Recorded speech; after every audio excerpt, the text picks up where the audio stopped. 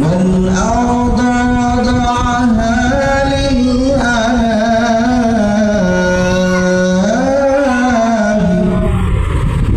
فيها فاكهة والنخل ذات الأكمام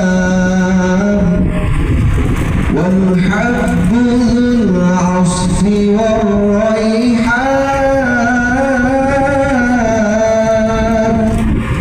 فبأي آلاء ربكما تكذبان দুই set teacher আমরা দেওয়ার চেষ্টা করছি, কারণ আমরা স্টাডি করে দেখেছি যে বিশেষ করে আপনাদের বাচ্চারা তো ফার্স্ট শিফটে পড়ে, তার কারণে সেকেন্ড শিফটে আমাদের ফার্স্ট শিফটে টিচাররা 3টা বা 2টা ক্লাস দেওয়ার পরে অক্টোবরের শেষের দিকে একটা প্যারেন্টিংয়ের ব্যাপারে বড় আকারে একটা প্রোগ্রাম করব। সেখানে এই বইটার লেখকই আরো অনেক বইয়ের লেখক, ইনি হলেন ডক্টর হাসান হাবিব ইমরোজ। ইনি বই লিখেছেন ওরা বড় হতে চাই। এই বইটা অনেক ভালো বই। ইনি প্যারেন্টিং এর বিভিন্ন সারা দেশে প্যারেন্টিং এর লেকচার দিয়ে থাকেন। তো আমরা তাকে ইনভাইট করবো অক্টোবরের সময় প্যারেন্টিং এর উপরে পরিচালনা। তবে এখানে একটা বিষয় আছে, সেটা হলো যেহেতু মানে যিনি আলোচক আছে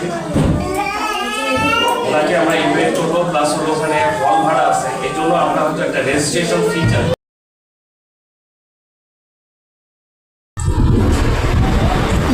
স্কুল আর কলেজ কর্তৃক আয়োজিত আজকের পূর্ব মাধ্যমিক সমাজ সংযুক্ত সভাপতি এবং উপস্থিত সম্মানিত পরিচালক, শিক্ষকবৃন্দ এবং সম্মানিত অভিভাবক, আপনাদের সাদর শেষ করছি। অভিভাবক সমাবেশ সমন্বয় সভায় 2026 উপস্থিত আছেন অত্র প্রতিষ্ঠানের সম্মানিত পরিচালক, সম্মানিত অধ্যক্ষ মহোদয়, আমার সহকারী শিক্ষকবৃন্দ এবং আমার সম্মানিত অভিভাবকবৃন্দ এবং শিক্ষার্থী সকলের প্রতি সালাম, আসসালামু আলাইকুম ওয়া রাহমাতুল্লাহ। অন্য ধর্মবৃন্দের আন্তরিক শুভেচ্ছা ও অভিনন্দন। কখনো দেখা গেছে যে পরীক্ষার ফলাফলের সময় বড় আকারে পালন করা হয়, কিন্তু অনেক সময় দেখা গেছে অনেকে লজ্জায় বা অনেকে বলার জন্য থাকে ইতস্তত করে।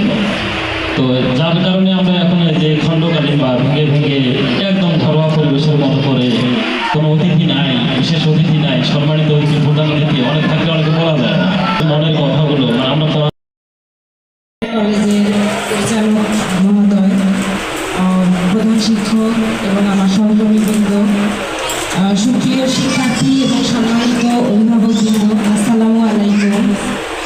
আমরা বরাবরের মতো এবারেও অভিভাবক সমাবেশের আয়োজন করেছি। আসলে অভিভাবক সমাবেশের উদ্দেশ্যটাই হচ্ছে যে শিক্ষার্থীদের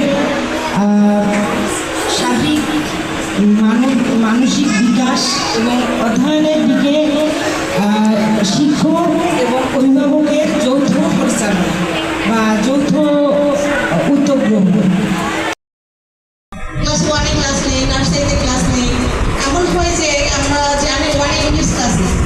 অনেক বাচ্চা দিয়েছি না দিয়েছি, এমনকি আমরা অনেক নোটিশ দেওয়া হয় যে বিভিন্ন প্রোগ্রামে বিভিন্ন বিষয়ে নোটিশ দেওয়া হয়। বাচ্চারা ব্যাগটা খুলে দেখাচ্ছে গাড়ি থেকে বুঝবে কি করে যে টিচাররা কিছু লিখে দিয়েছে।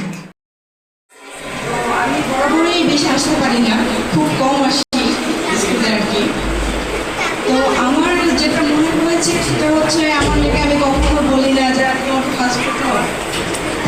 প্রতিযোগিতা জিনিসটা এমন যে একবার মাথায় ঢুকে গেলে সেটার রিয়াকশন হয় খুব ভালো হবে, নয় খুব খারাপ হবে।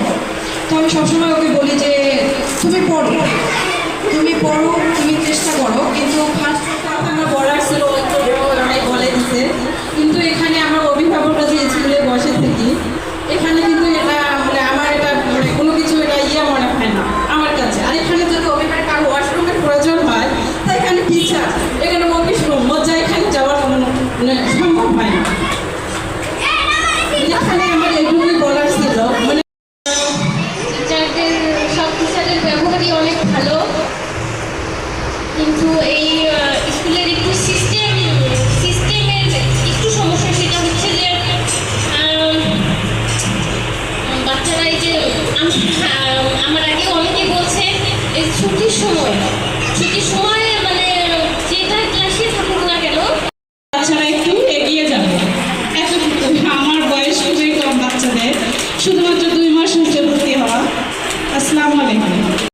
আমি বলতে চাই আমার বাচ্চাকে তো আমি প্রথমবার দিয়েছি অনেক ভালোর জন্যই দিয়েছি।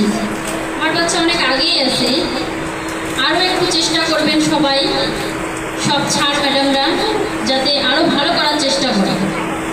আর আমি চাই দ্বিতীয় ক্যাম্পাসের যারা আছে তারা যখন তাড়াতাড়ি আসে বাংলা ক্লাসটা লাস্টে মনে থাকাইছে। আর আমার বাবু বলে যে বলে মমতা ম্যামের কথা ভালো বলে যে ওই ম্যাম যেভাবে আমার পড়ায় মা অন্য অন্য স্যার একটু মানে বলে যে ওই ম্যামের মাধ্যমে বললে আমি আরো বেশি করে ভালো করে আমরা শিখতে পারতাম। যে ওই ম্যাম হতো করে আমার অন্য স্যার একটু স্যার ম্যামরাকে একটু ওইভাবে লেখাপড়ার একটু ইয়ে করা দরকার। ছোটো মানুষ তো সেখানে একটু ভালো ইয়ে পাবে সেখানে একটু ইংলিশ স্পোকেনের দিকে একটু বিশেষ নজর দেওয়া, যেমন আপনারা যেতে পারে। আর হচ্ছে ওরা যদি ইংলিশ রিডিংটা করতে পারে, রিডিংয়ের ব্যাপারটা আমার কাছে মনে হয় যে ইংলিশের ব্যাপারে আরেকটু ফোকাস করলে আর ওভারঅল স্কুলের নিয়মকানুন বা হচ্ছে ওদের অন্যান্য শিক্ষার যে ব্যাপারগুলো সেগুলো অনেক এগিয়েছে। আমি প্রথম যখন আসি বেশ ভালোই হচ্ছে। তো ইংলিশের ব্যাপারে একটু আর হচ্ছে ড্রয়িংয়ের ব্যাপারে আর একটু নজর দেওয়া দরকার। ওদের দেখা যায় যে ওরা ঠিক মতো আঁকতে পারে না। আর